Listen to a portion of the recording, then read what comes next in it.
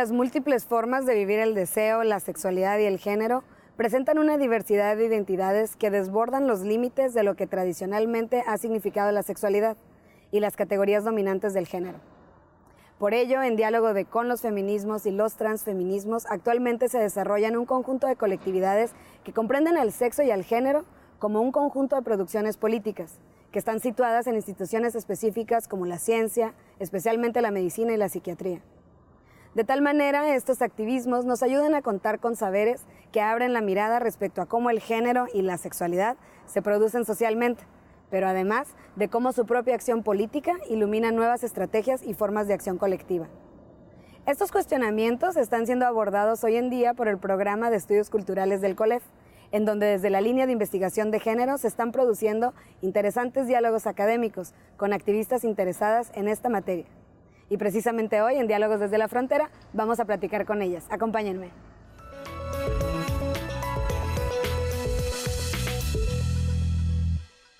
Bienvenidos a una edición más de Diálogos desde la Frontera.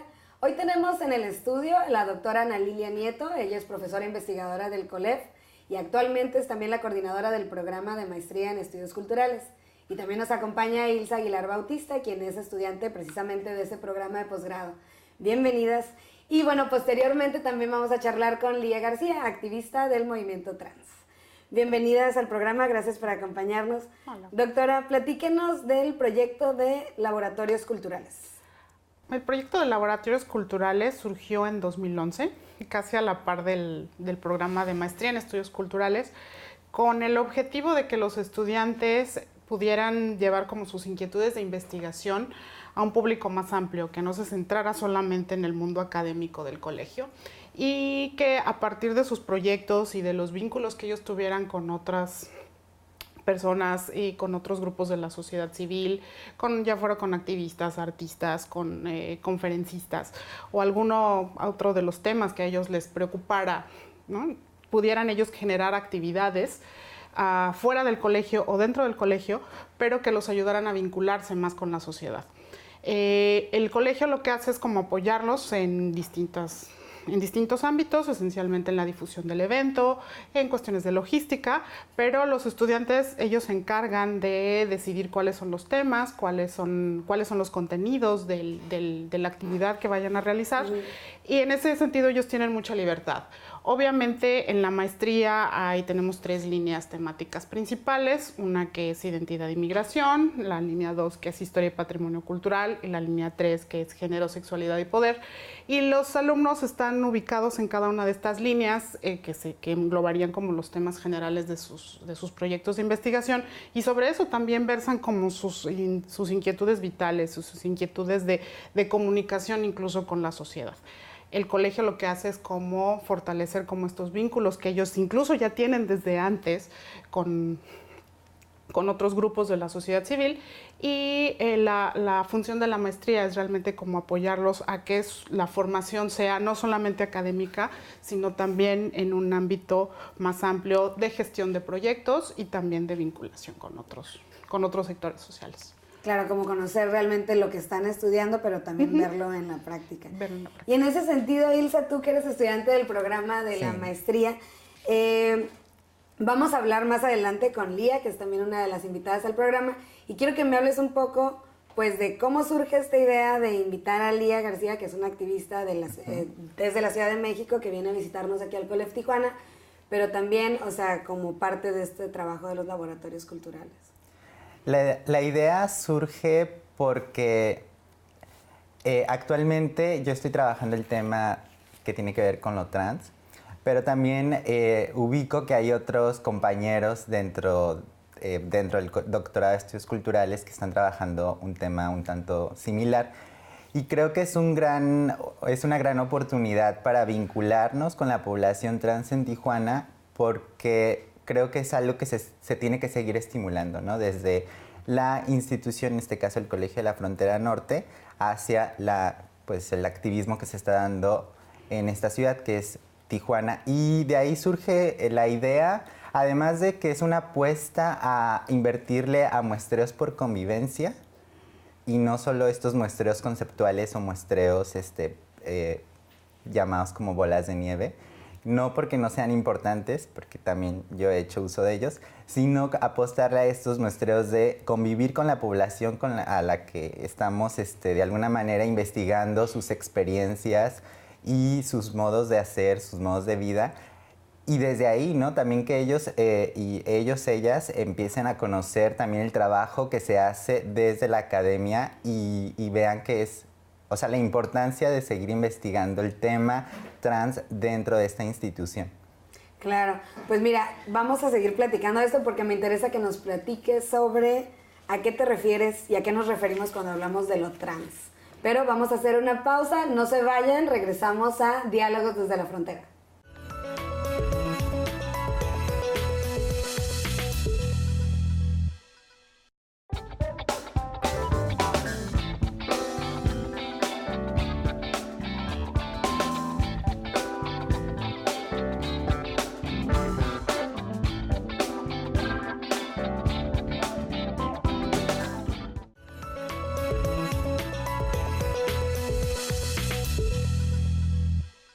Hola, bienvenidos de regreso. Seguimos en Diálogos desde la Frontera y estamos hablando de los estudios culturales, género, diversidad sexogenérica y también de lo trans. Y en este bloque quiero darle la bienvenida a Lía García. Ella, como ya lo mencionamos, es activista y parte del movimiento trans en México. Es licenciada en Pedagogía en la Facultad de Filosofía y Letras de la UNAM y su trabajo de investigación se titula Feminismos encarnados, la experiencia del cuerpo transexual como una pedagogía afectiva. Pero antes de pasar con Lía, bienvenida primero al programa. Quiero que, Ilsa, nos quedamos en ¿de qué hablamos cuando hablamos de lo trans? ¿Qué significa? ¿Cómo lo podemos entender? ¿Cómo lo podemos explicar? Yo utilizo decidimos utilizar el término lo trans para hablar, sí, de las transiciones de género que hacemos las personas cuando nos distanciamos en este caso, el género o sexo que es asignado en el nacimiento, pero también todo lo que está relacionado con esa transición que puede ser lo laboral, lo educativo, lo social, la salud. Entonces, todo eso es abordado desde el término lo trans. Y lo trans porque además he encontrado que no, o sea, hay registros de que otras personas en otras investigaciones lo han empleado. Y me parece bastante atractivo. Entonces, desde ahí, a eso nos referimos cuando hablamos de lo trans. Muy bien. Y Lía, bueno, también, parte de lo que hablamos de tu trabajo de investigación también, ¿desde dónde se trabaja la producción de las sexualidades trans en México? Partimos de la experiencia, de pensar que cada transición es una historia particular, es una resistencia particular, y partimos también de descentralizar un poco el tema de la experiencia, porque creo que abordar la experiencia trans en México ha sido un tema complejo, se ha abordado desde una perspectiva objetiva, entonces le estamos apostando a que esa producción de las sexualidades trans sea a partir de la experiencia, de la voz de nosotras, las personas trans, y de que contemos pues nuestra biografía, cómo es que resistimos dependiendo de nuestros contextos y cómo es que producimos también nuestra propia experiencia trans para luego poder colectivizar la experiencia trans. Y este tema del que hablas sobre la afectividad, el afecto, lo emocional, o sea, ¿desde dónde parte y cómo podríamos entender también esta parte?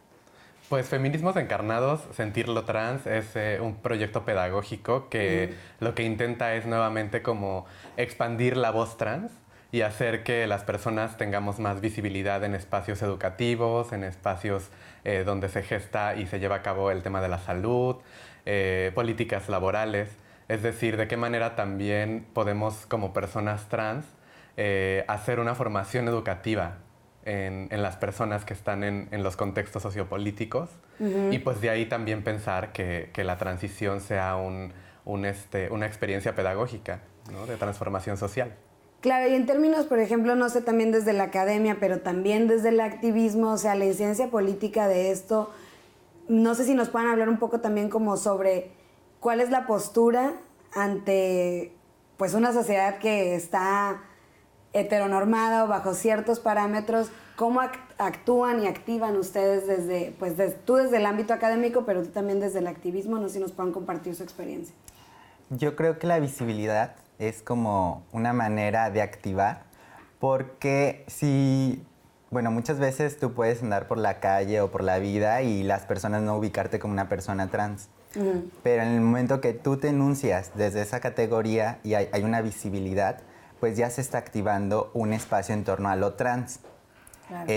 Entonces, mucho de mi activismo va por ahí, o sea, porque sí, yo estoy dentro de la academia, según yo no estoy haciendo activismo porque no estoy dentro de una organización civil, estoy ahora dentro de una organización académica, en este caso el Colegio de la Frontera, pero la gente me sigue ubicando como activista, ¿no?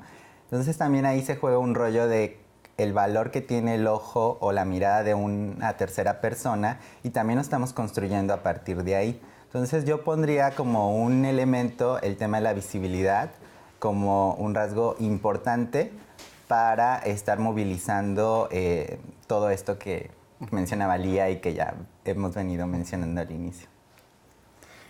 Yo creo que pues habría también que pensar un poco en cómo se ha manejado la construcción del activismo, del activista, ¿no? Del sujeto activista, porque creo que específicamente en el tema trans, pues las personas trans somos personas que arrojamos muchas preguntas en el espacio público. Nuestros cuerpos están todo el tiempo arrojando preguntas. Es un cuerpo que se escapa del binario, de la norma hegemónica. Entonces, yo creo que eso ya es per se un activismo, una postura activista, ¿no? Lo que sucede en el día a día cuando tenemos que enfrentarnos a este ambiente transfóbico, de resistencia, donde los cuerpos trans pues están todo el tiempo al borde. Entonces creo que también desde ahí es una resistencia trans la que se construye, desde la puesta del cuerpo en el día a día. Muy bien, pues yo creo que también lo que tenemos que poner sobre la mesa, y lo vamos a hacer en el siguiente bloque, es el tema de los transfeminicidios. Sabemos que es un problema real, es un problema urgente, y también hablar un poco de las políticas públicas, porque como dicen, si no está tan enfrente de las personas o lo tienen tan... no lo asumen como parte de la vida, pues también no sé la política pública dónde está situada en términos de lo trans. Entonces no se vayan, vamos a regresar a Diálogos desde la Frontera.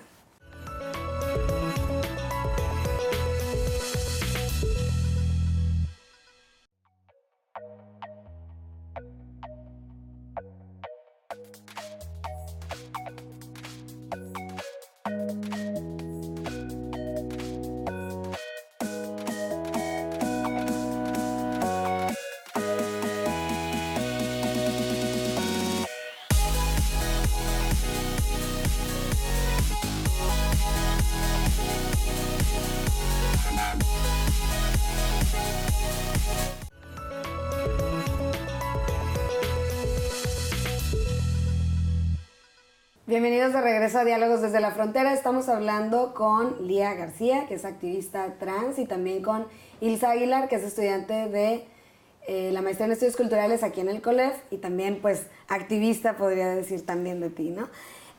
Uno de los temas importantes al hablar de lo trans pues tiene que ver con el alto índice de agresiones y también de transfeminicidios. ¿Qué está pasando y cuál es la diferencia también que existe en este tipo de acciones? Hay que destacar que de acuerdo con los conteos que hace cada 2 años Transgender Europe, México está posicionado desde el año 2013 en el segundo lugar a nivel internacional en presentar más crímenes de odio hacia personas de la diversidad sexual, iniciando con muertes de mujeres trans. En segundo lugar está Brasil, así se ha mantenido. Entonces creo que esto es muy importante porque otras investigadoras como Mariana Berlanga o Karina Ochoa han posicionado, de acuerdo a los conteos que han hecho, a México como el primer país a nivel mundial en presentar más feminicidios. Entonces ahí pues ya podemos empezar a darnos cuenta que el transfeminicidio y el feminicidio pues están de alguna manera en el mismo grado de emergencia en este país. Creo que también desde ahí podemos comenzar a pensar las alianzas. Ahorita se va a cumplir 1 año del asesinato, el transfeminicidio de Alessa Flores, una activista trans, trabajadora sexual, feminista en Ciudad de México, de la cual, después sucede una marcha en la cual tanto el movimiento feminista como el movimiento trans hacemos una alianza y salimos a las calles a exigir la justicia ¿no? Y pues dinamitar todas las violencias machistas que existen hacia nosotras. Entonces, me parece muy importante que pues tanto el transfeminicidio como el feminicidio son estos detonantes de una posible alianza. Sin embargo, pues también es interesante ver de qué manera el movimiento trans hemos estado apoyando también casos muy relevantes que se han dado en la Ciudad de México, como el feminicidio de Mara, el feminicidio de Lesbi Berlín, ¿no? En la UNAM, dentro del campus universitario además. El feminicidio de Itzel Durán en Chiapas, ¿no? Todos los casos que van sucediendo y que se van monitoreando, pues son detonantes que pueden comenzar a construir una alianza entre el movimiento trans y el movimiento feminista, que es una alianza que se está gestando. Sí, es precisamente lo que te iba a preguntar, porque tú lo mencionas, pero para quienes no están tan versados en el tema, podríamos pensar, ¿no sería una alianza natural entre el feminismo y el transactivismo o entre las personas trans? ¿Cómo es esta relación? O sea, desde un contexto como a lo mejor más histórico a lo actual, y cómo es en realidad en la calle, en el activismo real, ¿cómo es esta alianza? Pues creo que es algo que se está gestando, es un proceso. Podemos ahorita hablar también del tema del transfeminismo, por ejemplo, que es un feminismo más incluyente, interseccional, en el cual se posicionan otras corporalidades como sujetos del feminismo. Pero me parece importante hablar de la práctica, de cómo esa alianza ha sucedido en la práctica a partir justo de estos casos, ¿no? De desapariciones forzadas, de feminicidios, transfeminicidios, cómo a partir de eso se van gestando las alianzas a partir de un hecho en común muy particular y muy fuerte, que es la búsqueda de la justicia hacia las mujeres, todas las mujeres, ¿no? Entonces creo que es importante decir que ahí también se pone en juego la diversidad del concepto, ¿no? De cómo el concepto mujer pues, es amplio, es una gran diversidad. Cada una nos habitamos de distintas formas y entonces desafortunado decir que a partir de un hecho tan cruel como un feminicidio o un transfeminicidio se gesten alianzas que podrían ser en otros contextos, ¿no? Y más además también a partir de las desapariciones forzadas que han sucedido. Ahorita, por ejemplo, el caso de Ariana Ochoa aquí en Tijuana, que es una mujer trans que está desaparecida y que la están buscando. También he visto que en algunos grupos feministas ahorita en Facebook ya se está compartiendo esta información, en algunos grupos trans de la diversidad sexual. Entonces ahí hay una alianza que está muy presente, ¿no? Cuando suceden estas cosas. Claro, ante todo como la unión por un hecho pues tan violento como este. Claro. Y bueno, aparte de este tema que, pues claro, en política pública me imagino que tiene que estar y tendríamos que estar todos abonando a que se hable más del tema y que se visibilice más.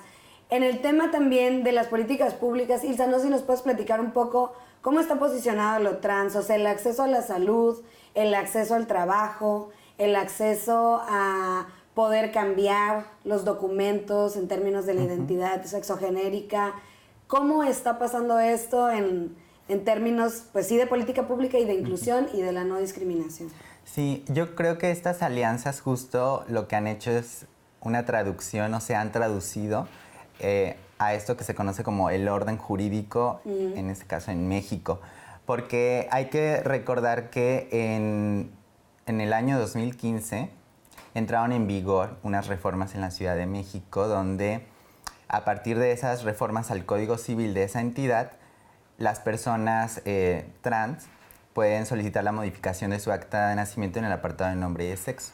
Entonces, claro que nos encontramos con este boom de que muchas personas van a solicitar, o incluso el mismo gobierno hace estas como campañas para promover que las personas vayan y soliciten ese cambio. Aquí lo que podemos observar, o lo que yo observo, es que en la mayoría del resto de las entidades del país no sucede lo mismo. Lo que ha sucedido desde el 2015 a la fecha es que sí se han dado reformas similares, por ejemplo, en Michoacán, o lo más reciente fue en Yucatán, pero hasta ahí. Y en el caso particular de Baja California, no hay una reforma, no hay una ley que permita el cambio de nombre y de sexo en el acta de nacimiento a las personas trans. Esta ausencia está ahí, que se tiene que atender, y creo lo último que de lo que yo me he enterado es que las personas trans en Tijuana, por ejemplo, se están organizando para impulsar reformas, ¿no? Para exigirle, digamos, de alguna manera a las instituciones que hagan eso, porque lo ven como una necesidad. ¿Y por qué se ve como una necesidad? Pues porque en los trabajos el trato que vas a recibir es el que digan tus documentos de identidad oficial. O sea, y ahí se ve muy claro, ¿no? Que sigue vigente ese orden jurídico, sigue vigente, en ese caso, el Estado, y que el hecho de que haya una reforma no es que haya ausencia de orden jurídico de Estado, incluso es más bien un orden jurídico que responda a las necesidades de esta población. Claro. Y bueno, con esto tampoco se agotan, digamos, como las necesidades, pero es un paso que se tiene que hacer desde lo que yo puedo estar digo, yo estoy hablando también desde mis referentes en la investigación, ¿no? Pero que se tiene que hacer para saber después qué hacer. Yo creo que lo que después se tendría que hacer va encaminado a lo laboral. Claro. Sí. Y bueno, obviamente tú mencionas, y bueno, tú que vienes de la Ciudad de México, de repente pues es un país diferente la Ciudad de México al resto de la República. Entonces, no sé si en este contexto también, o sea, ¿cómo se vive lo trans en una ciudad como la Ciudad de México, que tiene otras garantías, que tiene otros derechos, otros accesos a los que no tienen acceso muchas poblaciones en otras partes del país? O sea, ¿tú ves esa diferencia o has visto cómo lo viven allá? Pues yo creo que una reestructuración de la política pública no garantiza un impacto en lo cultural, definitivamente, ¿no? Precisamente eso es lo que quiero que me digas. A pesar de que en el DF pues tenemos ya una ley de identidad de género que despatologiza la identidad trans, porque justo la política pública tiende a espejearse con esta patología, pues el impacto cultural es otro, ¿no? O sea, el día a día de las personas trans es nuestra verdadera resistencia, donde nos tenemos que enfrentar siempre, ¿no? En las instituciones, en los espacios donde nos movemos, es donde nos tenemos que enfrentar, ¿no? A tener que explicar de qué se trata lo trans, a tratar de dinamitar los prejuicios y los estereotipos o los estigmas históricos que se tienen en torno a nuestros cuerpos. Claro. Es ahí, ¿no? donde se tiene donde se tienen que impulsar otras estrategias más en lo cotidiano. Por eso el tema de Sentirlo Trans, ¿no? Sentirlo Trans es un proyecto que sucede en la calle, en el día a día de nosotras como personas trans, con las personas, con todo este flujo de información que sucede en la Ciudad de México, ¿no? Que es un ir y venir de emociones, un ir y venir de producciones, de identidades. Entonces es ahí donde hay que poner una pregunta y tratar de responder todas las preguntas que despierta el cuerpo trans. Porque claro, la política pública pues tiende a espejearse con esa patología. Por eso no existen políticas trans laborales ahorita tan incluyentes, porque sigue estando esta idea de la patología muy presente, que en el caso, por ejemplo, anterior a la ley, al reconocimiento que sucede en 2015, pues estaba toda esta patología, ¿no? De tú tienes que comprobar que tienes disforia de género, que has estado en terapias, que eres una persona que está segura de que quiere hacer este cambio y que un psiquiatra esto también lo certifique. Entonces, claro, las instituciones educativas, de salud, laborales, pues siguen con esta visión patologizante de lo trans y pues también es muy necesario incidir ahí, ¿no? Que esta reestructuración de la política pública pues también impacte en lo cultural y que también ahí se pueda despatologizar. Por eso esta cuestión de la despatologización pues es un proceso que es casi inacabado, ¿no? Por el que siempre estamos luchando. La despatologización no solamente recae en el tema de la ley de la identidad de género, recae en nuestro día a día, recae en los espacios donde nos movemos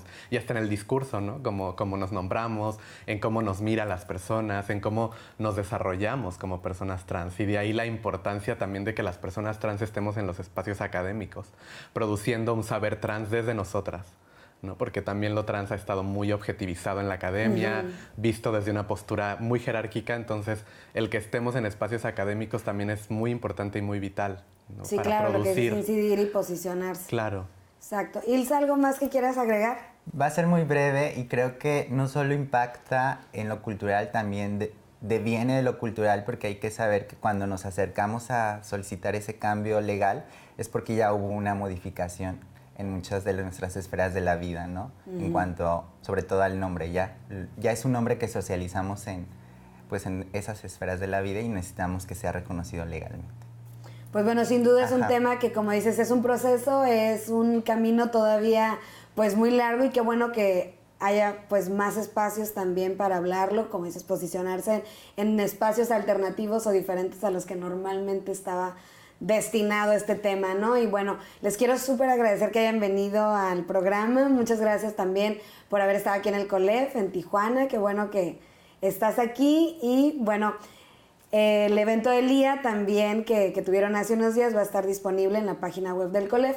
Y a ustedes, pues no me queda más que invitarlos también a que se suscriban a nuestro canal de YouTube y a la página del COLEF, que no olviden visitarla. En el canal de YouTube del COLEF también pueden encontrar el evento del conversatorio en el que participó Lía hace unos días y pueden ver todos nuestros seminarios, nuestros eventos y no olviden seguirnos también en redes sociales. Yo soy Flor Arballo y nos vemos en la próxima emisión de Diálogos desde la Frontera.